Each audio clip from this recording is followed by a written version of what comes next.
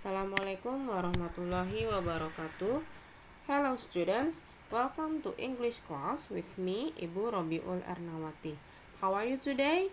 I hope all of you are happy, healthy, and ready to learn something new today. Don't forget to always wash your hands for 20 seconds frequently and regularly. Wear a mask or face covering cloth and watch your social distancing with other people. On this occasion, we will discuss news item. Pada kegiatan pembelajaran 1 dengan subtema The Source of News. Tujuan pembelajaran kita hari ini adalah kalian diharapkan dapat menganalisis jenis sumber berita serta ciri-cirinya. 2. Menganalisis fungsi sosial news item, memberi dan meminta informasi terkait teks berita sederhana dari TV dan koran. 3. Menganalisis struktur teks news item dengan memberi dan meminta informasi terkait berita sederhana dari TV dan koran. 4. Menganalisis unsur kebahasaan teks news item dengan memberi dan meminta informasi terkait penggunaan kutipan langsung dan tidak langsung dalam berita. Nah, untuk peta konsepnya adalah konteks penggunaan pada situasi formal, informal, rumah, sekolah, dan masyarakat. Sedangkan fungsi sosialnya menginformasikan, menanyakan, mengkritik, menegaskan, menyimpulkan. Struktur teks dapat mencakup headline, paragraf pembuka, latar belakang, sumber berita. Unsur kebahasaan, past tense, present perfect tense, future tense, kalimat pasif, dan kutipan langsung dan tidak langsung. Do you like watching news in television? Do you like reading newspaper? Or do you like watching news from the internet? If you like doing all of those things, it means that you are familiar with news item. But what is news item text? I believe many of you have known that news item text is a written text for public information of what is newsworthy of the day. It is a text that consists of 5 W's and 1 H question. What, who, when, where, why, and how relating to the newsworthy. The events are considered newsworthy or important. It means if there is an important event that should be known by many people, then this event deserves to be news. Let's have a look at the picture given here. I believe that it is clear the text, the news is about COVID-19. Dari mana kita tahu bahwa headline atau judul berita ini adalah tentang COVID-19? Lihat pada kalimat yang bercetak tebal dan berukuran lebih besar dibanding isi beritanya. Nah, kalimat yang dicetak tebal dan lebih besar dibanding isi beritanya menunjukkan bahwa dia adalah headline-nya atau judul berita. Nah, sekarang kita pelajari dulu vocabularies related to news media sources. Nah, di sini ada printed material. Apa itu printed material? Printed material adalah bahan cetak. Nah, berikutnya adalah social media, media sosial.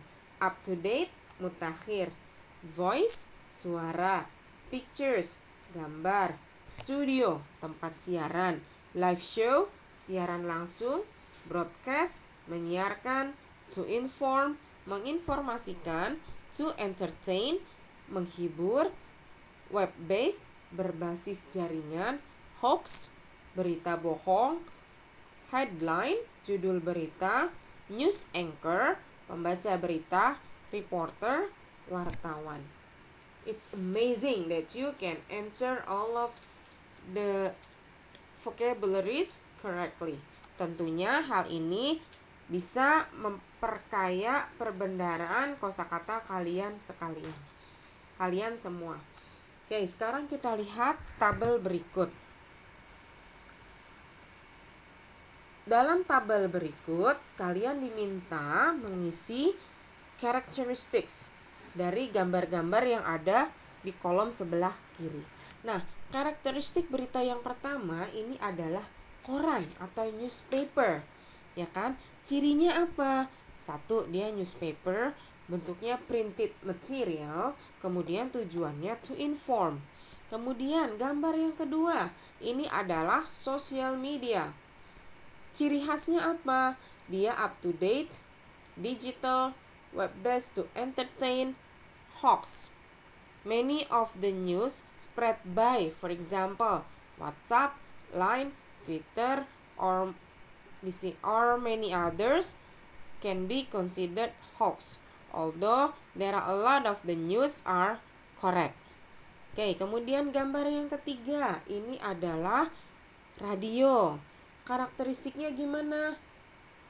Up to date, kemudian dalam bentuk voice atau sound, tujuannya to inform, kemudian disiarkan lewat studio. Yang terakhir adalah television. Dia sifatnya live, langsung ya, kemudian berupa video dengan tujuan to entertain. Kemudian ada news anchors.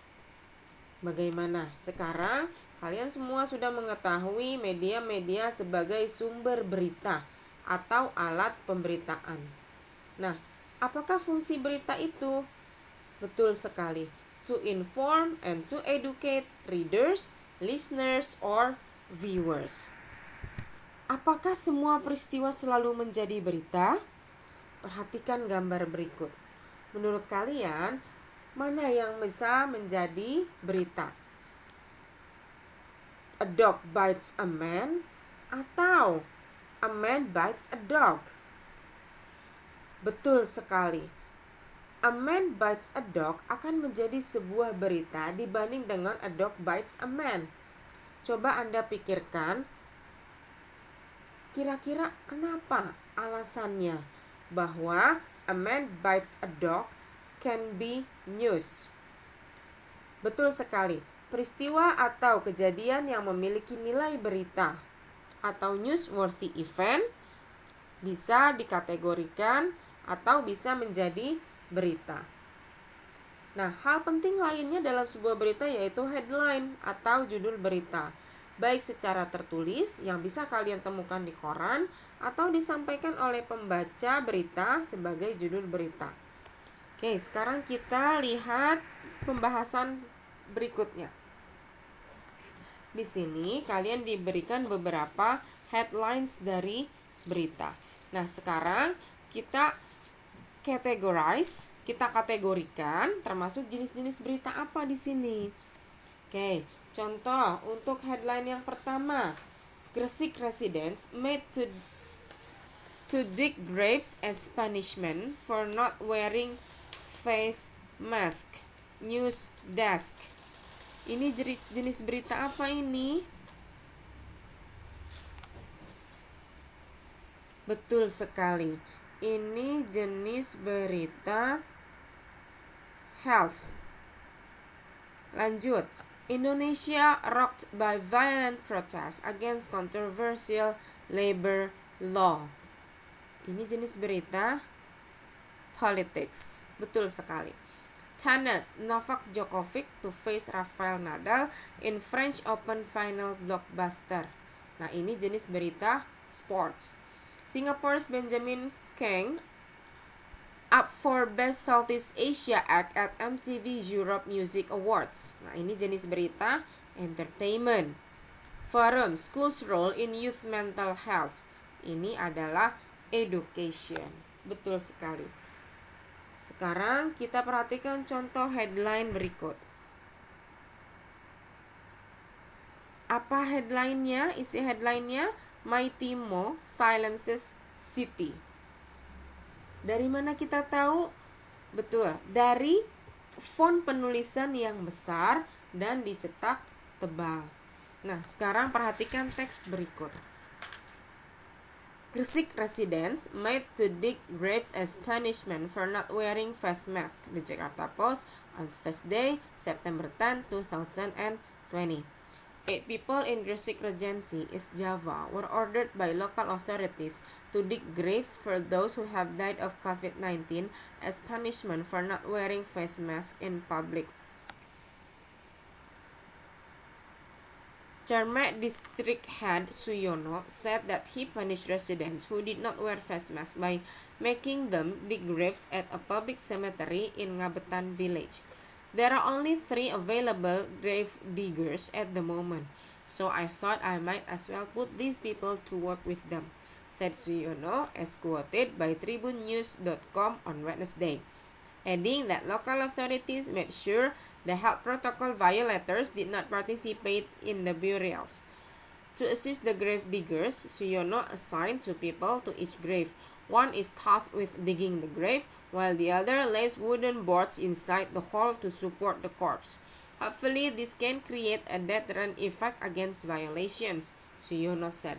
He also said the number of COVID-19 cases was continuing to increase in Cermek, prompting the village administration to strengthen protocols in the village based on the Region Law number 22, 2020. Residents who violate the protocols are subject to fines or community service as punishment. Separately, Cermek Police Chief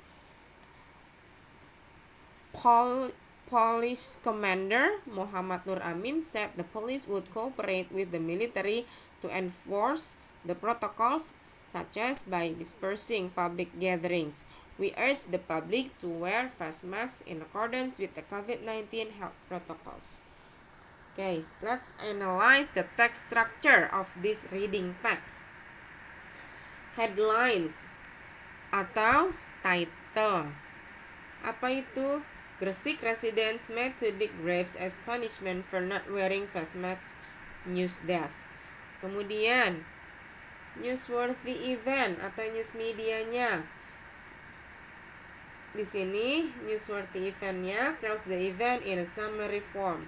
Nah, yang ada dalam teks adalah 8 people in Gresik Regency, East Java, were ordered by local authorities to dig graves for those who have died of COVID-19 as punishment for not wearing face masks in public. What about the background? Background elaborates what happened, tell what caused the incident. In this text, the background is in paragraph 2. There are only 3 available grave diggers at the moment, so I thought I might as well put these people to work with them, said Suyono, as quoted by tribunenews.com on Wednesday, adding that local authorities made sure the health protocol violators did not participate in the burials. Sources gives comments by participants, witnesses, authorities, and experts involved in the event. The comments by participants or authorities in this text is given by Suyono and Police Commander Muhammad Nur Amin. Oke, setelah kalian mampu mengidentifikasi dari teks berita ini, bagaimana dengan unsur kebahasaannya? Kita lihat contohnya. Di sini ada teks dengan judul Singer Yopi Latul dies after confirmed positive with COVID-19. Yopi Latul, a singer popular in Indonesia in the 1990s, died today, September 9. He was 65 years old. The day before, the singer was reported to have tested positive for COVID-19. Yopi, a Maluku native, died in a hospital in Cibinong, West Java. Fellow musicians have taken to social media to express their grief over the loss of the veteran singer. The day before his death, Yopi's son, Carlo Latul, posted to his personal Instagram account about his father's condition. The post confirmed reports that Yopi had tested positive for the new coronavirus. The Instagram story post said that his father showed no symptoms and none of his family members were infected. Untuk fitur kebahasaannya, di sini kita bisa melihat bahwa singer Yopi Latul dies after confirmed positive with COVID-19 merupakan headline atau judul berita. Using dies, not died. Silakan bandingkan dengan isi berita. Died today, September 9. Headline selalu ditulis dalam bentuk kalimat present tense. Kemudian untuk action verbs and tenses, kita bisa lihat pada kalimat Yopi, a Maluku native, died in a hospital in Cibinong, West Java. Fellow musicians have taken to social media to expressed their grief over the loss of the veteran singer. Nah, di sini menggunakan simple past karena menceritakan peristiwa yang sudah terjadi. Sementara untuk saying verbs yang digunakan adalah the singer was reported to. Di situ ada kata reportnya, saying. Kata kerja yang menunjukkan dia berbicara. Kemudian contoh kalimat lainnya, the Instagram story post said that. Di situ ada kata said. Contoh lainnya bisa menggunakan kata tell, kemudian mention, answer, question. Jadi intinya dia kata kerja tapi menunjukkan bahwa si orang tersebut berbicara.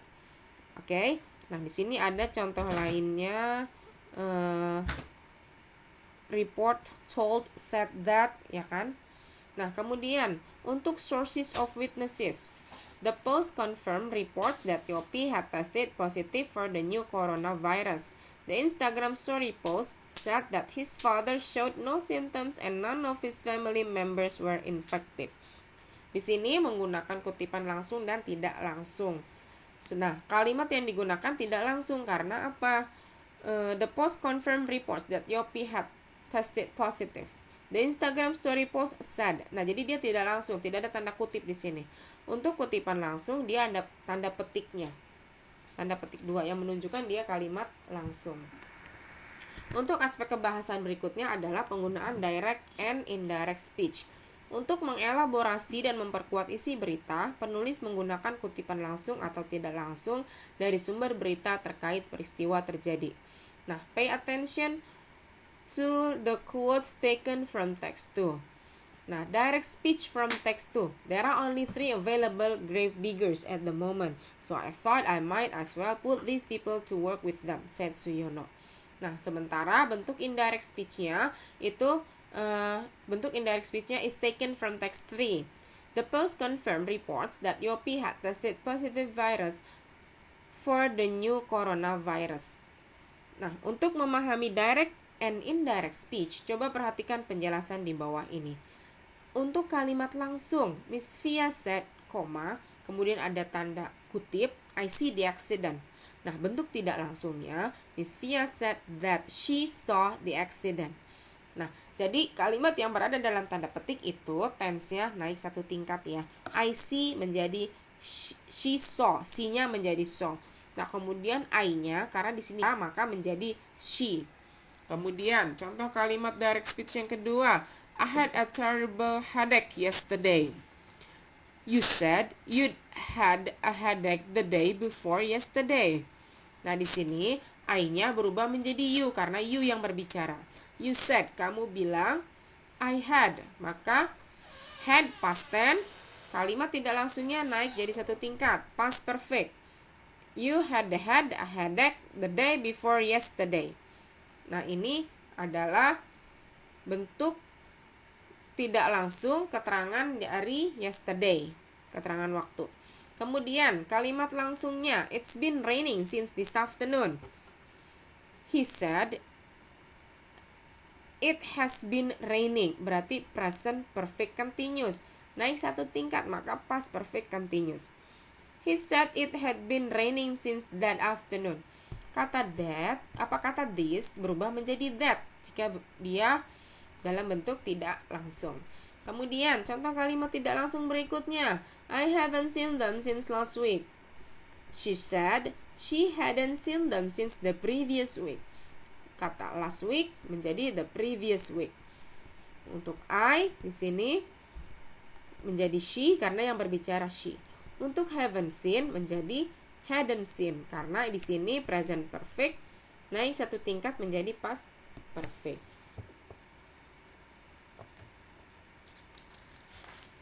Bagaimana tahapan pembelajaran kali ini? Saya harap kalian bisa memahaminya dengan baik. Untuk bukti presensi, silakan tulis nama, kelas, dan ringkasan materi atau kesimpulan dari yang sudah kalian saksikan.